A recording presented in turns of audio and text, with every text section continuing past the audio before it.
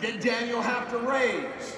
How many banks did he have to go to raise a line of credit to pay those advances? Because most of the policies, they got to go 12 months or longer before they pass that chargeback.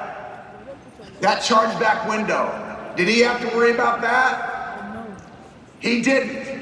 He just had to worry about building his business, and that's enough. But you and I get a chance to have that second form of ownership. Besides owning our own life, owning our time, we get a chance to have a code number. You know, when you first get a code number, you've all gotten a code number, I'm assuming.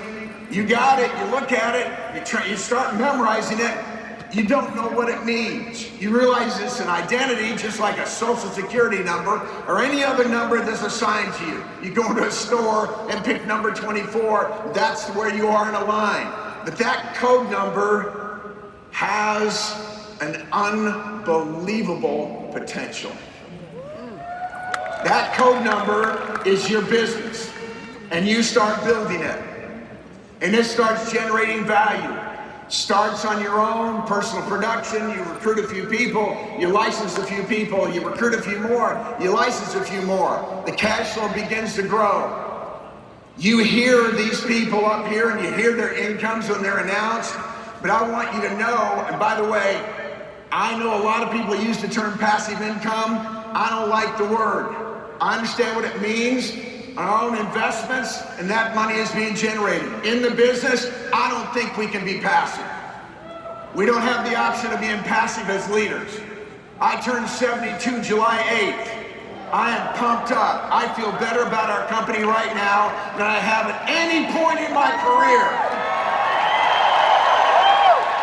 I would not stand before you and say that if it wasn't true. Because I don't lie. And I'm not going to lie to you.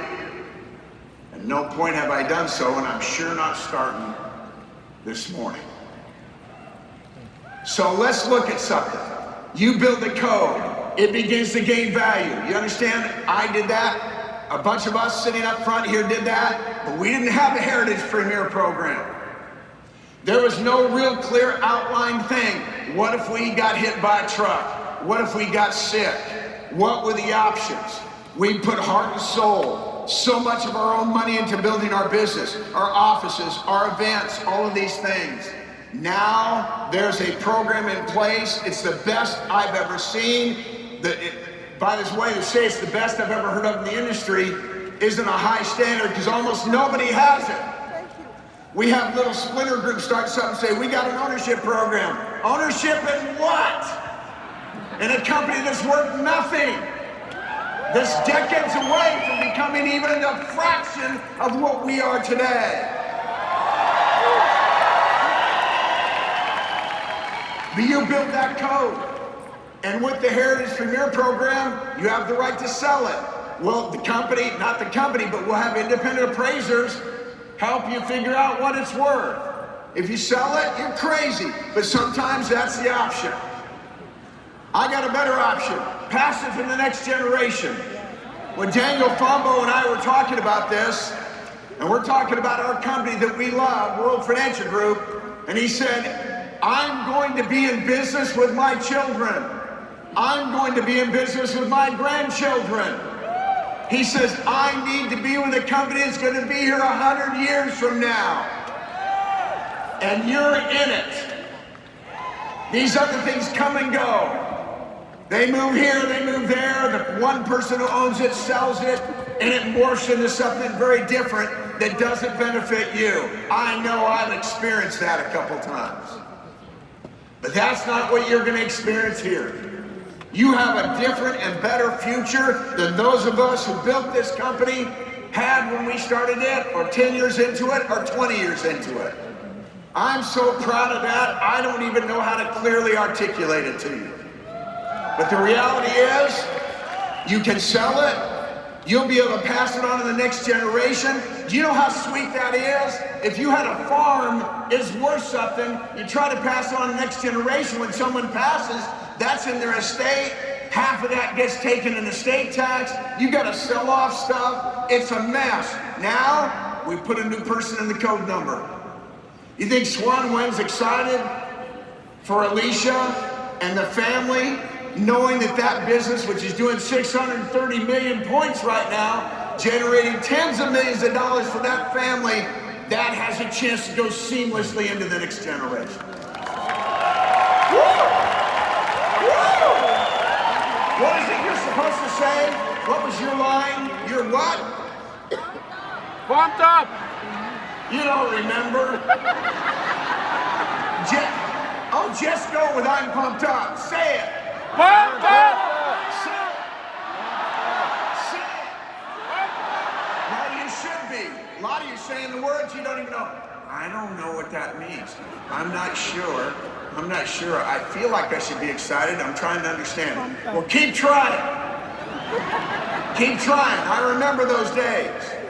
And so we have a premier program that not only has a chance to go multi-generationally, but what if something sudden happens? Right? We've been hearing stories. Sudden illness, an accident. Well, now a qualified member of your family, they can't be 6 years old. You understand this, right? That's what the sales portion's for. And another thing about selling it, what if there's no buyers per se? Or nobody wants to meet what it appraises for? The company steps in at that point with their resources and guarantees that future. That's a big deal. That's a big deal. I've never had that in 44 years, but we got it now. We got it now. And so in that scenario, somebody's licensed and they're adult, it can go to a spouse, it can go to an adult child, qualified in good standing. They can't be in prison for embezzling money, stuff like that, right? They gotta be for real. And then it continues on in the family. And they then have time to figure out what they want to do with the business with the help of uplines and teammates. This is a cool thing. A very cool thing. Now the second area. I'm here to announce to the general session, we've talked about it in the leadership session, the WFG stock plan. This is stock plan and Aegon stock. We have splinter groups that say, you'll have ownership in this. Our valuation is minus $20 million. I don't want ownership in that. I want ownership in something that's worth, having a chance to participate in something that's worth billions now and has an upside to grow billions and I believe tens of billions of dollars more in value and market capitalization. Our next 5, 10, and 15 years are going to be ridiculous. When is the launch date for the stock plan? 18 days ago. Now, we started something a few years ago. Some of us remember this. Some people here in the front row. It's called Associate Owners Group. We were starting to put together. It's called a reinsurance company with a field. And it was all, the only people that started at the beginning were making above 3 million or more. That's all that had access to it. We hope maybe we could get it down to $1 million earners, maybe even $750,000 earners. You know where this one is starting? You ready? SMD. SMD.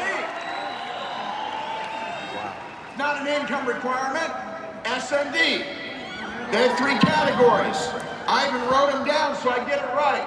We look like the first wave, we'll have about 170 people participating. When we were doing the other one, we were gonna have about 25, right? And they were already winning. You gotta be in good standing, no compliance problems, you got to have decent net point ratio, right? But we're doing the top 60% of the stock allotment. First group, first guarantee, like the amount they know is like 3.5 million. That's not much yet, but it started. We had to get it started. Look, even I didn't understand how ridiculous it is to get one of these things in place. You know, the IRS has to weigh in on it. The Securities Exchange Commission has to weigh in on it. The Labor Department has to weigh in on it. And toughest of all, the daggone Dutch, who are so, can I say this in a public setting? So frugal, right? If you don't know what frugal is, look it up. It says cheap. And so this frugal group of board of directors, right, here we are, a bunch of American, Canadian entrepreneurs going, hey, we want stock, and we want you to give us stock in your Dutch company. Only you ain't a Dutch company anymore. They would have said no, right? But now we're in Bermuda, and the answer is yes. And so, we got it going on. We have started a process that will pass, in my opinion, so much wealth to the field, because the Aegon stock, I believe, has a tremendous upside. Been depressed for a while for a lot of reasons, but now with Fuller and Buchanan and Jamie O2 and people like I'm talking about with Michael and Drew, I'm going to say your name. Drew McDonald. You feel the love? You want a hug? Or are you okay? All right. With this group. Now, who else is participating? The top base shops, EMD and above, will compete. About 30% of the allotment will go to that group. And then the last group will be the top super bases. About 10% of the allotment will go to that group. So you become one of those top SMDs, and that's base shop production, or then we measure your base, because we want people who are in the game. Not just overriding, not just comfortable, but are running base shops and competing. So EMD and up base shops, they'll be competing, right, for that 30%. Then we'll have super bases. There's no way sitting here you can appreciate enough what I've just told you. But I'm going to give you a little bit of an analogy. A number of years ago, when you used to have to call Microsoft to get help loading the new operating system for the year, I was sitting in my home office and I called Microsoft help. It was time to install this year's operating system. I got a guy on the phone. I'm online, obviously, and he helps me, and we start downloading this operating system. Back then, it used to take 30 to 40 minutes to download. And so while I'm on the phone with the guy, I want to be sociable, we're going to be hanging out for the next half hour plus. And I ask him about his family, and then I ask him a question. How long have you been with Microsoft? This is in the 90s. We know what happened to Microsoft. Now it would have been the early 2000s. And he says something to me that really got my attention. He goes, 2 years this time. And I heard the words, this time. And I promise you over the next 15, 20 minutes, he regretted that he said this time. I said, what do you mean this time? He says, I was with Microsoft earlier. I said, how much earlier? He says, I don't really want to talk about this. I said, okay, I understand. I'm not trying to annoy you. I don't want you to screw up my computer. And I was quiet for maybe 2 minutes. I go, dude, I can't stop myself. Just the fact that you don't want to talk about it makes me want to talk about it. When was it? How long ago were you with Microsoft? You know what he said? I was in the first 100 employees. It's a company worth trillions today. One of the hottest stocks in the history of mankind. I said, you were in the first 100 and you left? I said, excuse me, what did you leave for? I got a job with another company that paid me $16,000 more a year. $16,000 more a year. I said, you were going to get stock. What happened to all your friends, all the other employees around you? What happened to them? Oh, these guys got a couple 100,000 shares. I said, what's it worth today for these people? For guys at your level, what you were doing, what are they worth today? He said somewhere between 50 and $100 million. Now I was speechless. And I go, man, I don't mean to grind this in, but what's it like?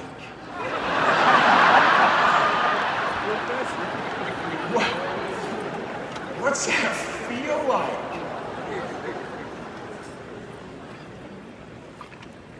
I said, let me ask a question and paint a scenario. You're sitting at your dining room table with your family. You got your daughter on this side, you got your son on that side, your wife sitting at that end, and you're looking at them. And all of a sudden, does that thought ever come into your mind? And you know what he said? It's kind of heartbreaking. He said, almost every day, I think about what I gave away just for a little temptation, just for $16,000. I cost my family a future of hundreds of millions of dollars. I missed the moment. You see, you get a chance to be at the right place at the right time. He was at the right place. He was at the right place at the right time, but he didn't realize it. He didn't know it. He didn't feel it. And he should have. Almost everybody else there did. You, me, all of us here, thousands back home, they're at the right place at the right time. We're going to be recruiting people tomorrow and the next day, the next day. They'll be at the right place at the right time. But you got to seize it. You got to jump on it. You got to make it yours. It's your time to win.